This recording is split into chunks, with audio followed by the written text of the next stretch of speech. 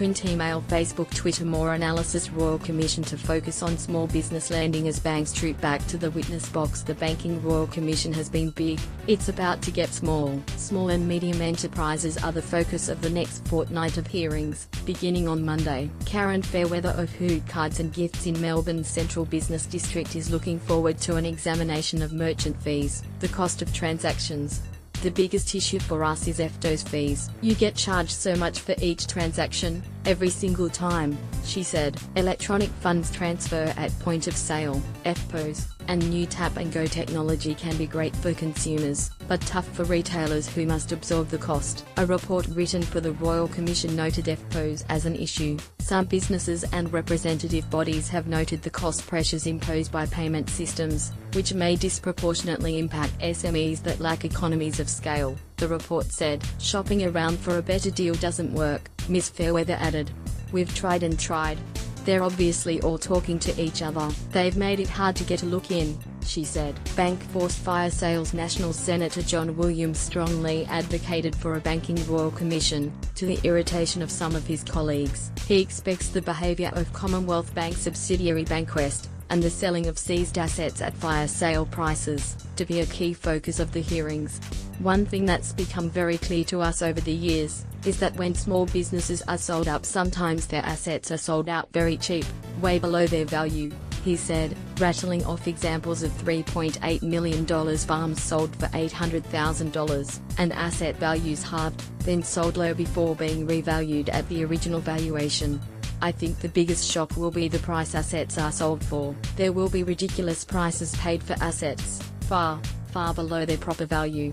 There are 5 topics, with different groups and institutions forced to answer questions about them. Let's go through each of the 5 topics in turn, even though previous hearings haven't always stuck to the order they'd set out at the start.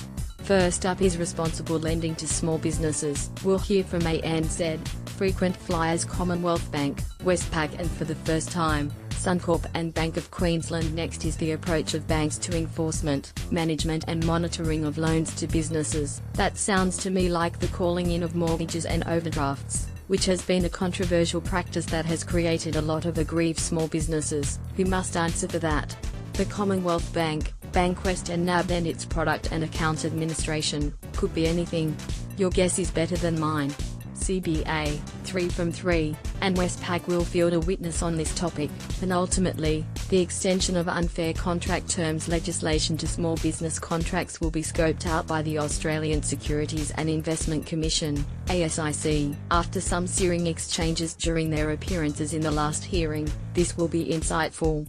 Finally, the Code of Banking Practice will be examined. The Australian Banking Association, almost certainly represented by CEO Anna Bligh, the former Premier of Queensland who has held the role since last year. ASIC will also have a say. Council of Small Business Australia Deputy Chair David Gandolfo agrees that Bankwest will be a hot topic, but doesn't expect the shock and awe of the most recent hearings. But then again, it would be hard to top revelations that the nation's largest bank, the Commonwealth, knowingly charged dead people fees for years, or that the AMP board appeared to meddle in a report then sent to the regulator as an independent summary of a scandal. We're not going to see anything quite like what we saw in the first round in the second round, and certainly not the degree of failure, Mr. Gandolfo said. Sure, we'll read, we'll hear about CommBank and the acquisition of Bankwest and what happened to some of the borrowers subsequent to that, and a similar situation with ANZ and Landmark and non-monetary defaults and people being default through no fault of their own. Mr. Gandolfo said statistics of complaints to the Financial Ombudsman Service show there's no market value when it comes to the relationship between banks and small business. Problems with access to credit, but there are issues.